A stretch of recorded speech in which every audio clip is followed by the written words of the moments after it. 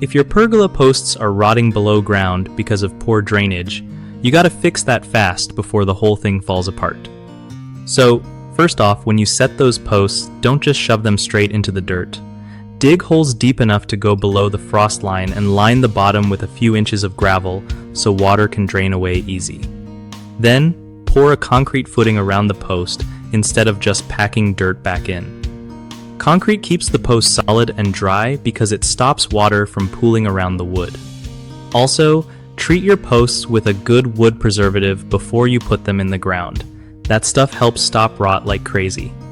Another tip is to use pressure-treated lumber or cedar, which naturally resists rot way better than regular wood.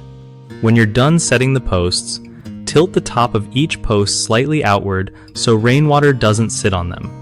And don't forget to check your pergola every year and clear any dirt or debris that might trap moisture at the base.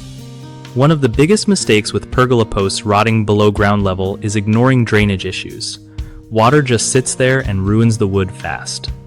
Fix that by always using gravel under your concrete footings to let water flow away.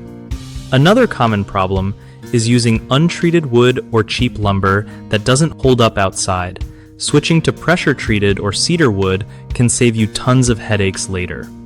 Lastly, not sealing or treating your posts before installation leaves them vulnerable to moisture and bugs, so slather on a good wood preservative or sealant before you set them in place.